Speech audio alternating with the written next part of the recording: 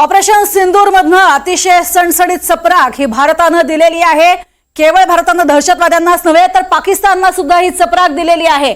आणि जिथे भारतीय महिलांचं कुंकू पुसलं गेलेलं होतं तिथे त्या महिलांना न्याय देण्यासाठीचा हा एक छोटासा प्रयत्न केलेला आहे। आणि आत्ताची महत्त्वाची बातमी आपण पाहणार आहोत। भारतीय सेनेने केलेल्या कारवाईबाबत कॅबिनेट बैठकीमध्ये इतर मंत्र्यांनी पंतप्रधान मोदींचं अभिनंदन केलंय। पंतप्रधान मोदींनी भारतीय सैन्याचंही कौतुक केलेलं आहे। सैन्यानं कमी वेळेत चोख उत्तर दिलं। हा संपूर्ण देशासाठी अभिमानाचा क्षण आहे असं मोदींनी म्हटलंय। तर दुसरीकडे पंतप्रधान मोदींनी राष्ट्रपती भवनात जाऊन द्रौपदी मुर्मू यांना आजच्या कारवाई संदर्भात माहितीही दिली आहे। तसंच उद्या सकाळी 11 वाजता मोदींनी महत्त्वाची बैठक बोलावलेली आहे।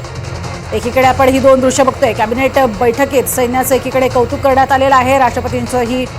राष्ट्रपतींना या संदर्भातली माहिती देण्यात आली आहे। आणि या संदर्भात आपण अधिक माहिती घेणार आहोत। रामराजे शिंदे आमचे प्रतिनिधी सध्या आपल्या सोबत आहेत। रामराजे, अतिशय महत्त्वाची बाब ही की आता मोदींनी एक प्रकारे राष्ट्रपतींची भेट घेतलेली आहे, संपूर्ण कल्पना दिलेली आहे झालेल्या घडलेल्या घटनेची। आंतरराष्ट्रीय मानकामध्ये अतिशय महत्त्वाचा ठरणार आहे या हल्ल्यासंदर्भातलं स्पष्टीकरण। काय अधिक माहिती?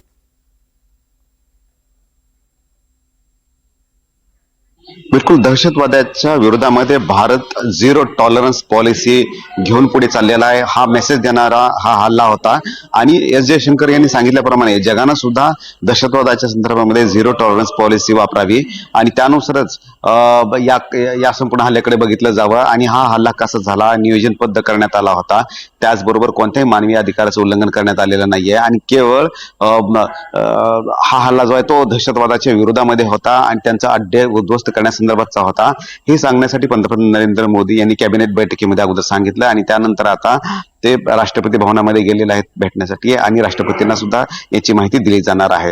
एकीकडे राष्ट्रपतींना पंतप्रधान भेटत आहेत तर दुसरीकडे अमित शहा जे आहेत त्यांनी सुद्धा एक महत्त्वाची बैठक बोलवलेली आहे आणि त्यामध्ये त्या बैठकीमध्ये जे काही बॉर्डरवरचे जे राज्य आहेत मग त्याच्यामध्ये पंजाब, राजस्थान, त्याचबरोबर पश्चिम बंगाल आणि इतर महत्वाचे उत्तर प्रदेश, बिहार, सिक्कीम आणि लडाख या संपूर्ण राज्यातील मुख्यमंत्र्यांची बैठक बोलवलेली आहे। आणि या बैठकीमध्ये कशा पद्धतीने सीमेच्या सीमावर्ती भागामध्ये कशा पद्धतीने तयारी करण्यात आलेली आहे आणि राज्याचं कशा प्रकारे सहकार्य लागणार आहे या संदर्भामध्ये सूचना दिल्या जाणार आहेत।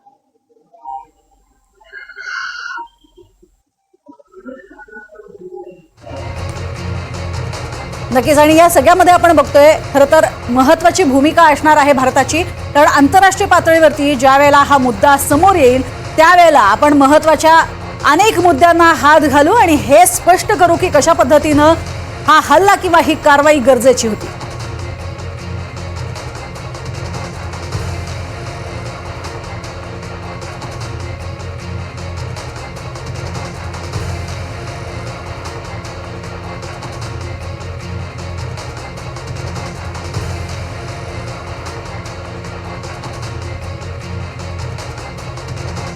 आणि हा फोटो आपल्यापर्यंत पोहोचतोय। द्रौपदी मुर्मू, राष्ट्रपती आणि पंतप्रधान यांची भेट झालेली आहे तेव्हाचा हा फोटो आपण पाहतो आहोत।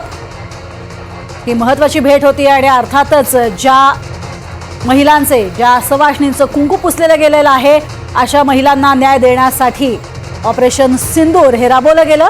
निरपराध अशा सर्वसामान्य नागरिकांवरती जो हल्ला झालेला होता हा भ्याड हल्ला आणि त्यालाच चोख प्रत्युत्तर देण्याची गरज ही भारतानं व्यक्त केली तेव्हाची ही दृश्य आपण बघतोय।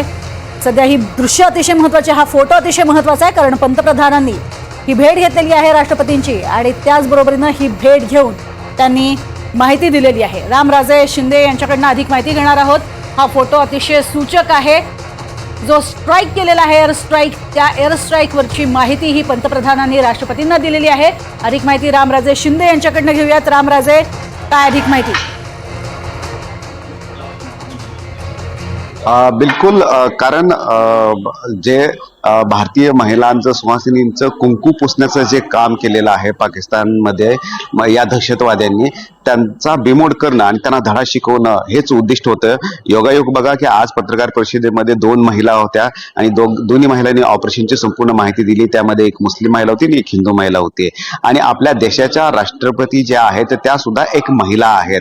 त्यामुळं भारत महिलेला किती महत्वाचं स्थान देतो आणि त्याचबरोबर जर दहशतवादाच्या विरोधामध्ये लढायचं असेल तर भारतामधले लष्करामधली महिला असेल, एअरफोर्स मधली महिला असेल, नेव्ही मधली महिला असेल किंवा आपल्या देशाचे सर्वोच्च पद असलेल्या राष्ट्रपती असतील तर त्या एक दिलानं आणि एका बाजूने संपूर्ण दहशतवादाच्या विरोधामध्ये ठामपणे उभे आहेत हा सांगण्याचा प्रयत्न जो आहे तो करण्यात आलेला आहे. आणि म्हणून पंतप्रधान नरेंद्र मोदी द्रौपदी मुर्मू यांना भेटून ही संपूर्ण माहिती देत आहेत कशा पद्धतीने हे मिशन आखलं गेलं होतं, कशा पद्धतीने रणनीती आखली गेली होती. कारण सर्वोच्च नागरिक आणि त्याचबरोबर राष्ट्रपतींना प्रत्येक कोणत्याही युद्धजन्य परिस्थिती किंवा जर परराष्ट्रावर किंवा शत्रू राष्ट्रावर जर कारवाई करायची असेल किंवा तिथे जरी कोणताही हल्ला करायचा असेल तर अगोदर परवानगी ही राष्ट्रपतींची घ्यावी लागते आणि त्याचबरोबर राष्ट्रपतींना ही संपूर्ण माहिती देणं हे गरजेचं आहे आणि त्यामुळेच ही भेट महत्वाची म्हणावं लागेल. नक्कीच सगळ्यात महत्वाचं जसं तुम्ही म्हणताय की ही भेट महत्वाची होती. आता सध्याच्या घडीला आपण पाहतोय ही भेट झाल्यानंतर इथे उपस्थित होणारे अनेक प्रश्न आहेत. यावरती अर्थातच भारतानं संपूर्णपणे पाठिंबा दिलेला असला तरी सुद्धा भारतातल्या प्रत्येक नागरिकाचा या सगळ्या घडामोडींना पाठिंबा आहे रामराजे. मात्र अनेक महत्त्वाच्या बैठका सुद्धा पार पडणार आहेत. काय स्वरूपाच्या या बैठका असणार आहेत, काय पुढची पावलं असणार आहेत आता भारताची?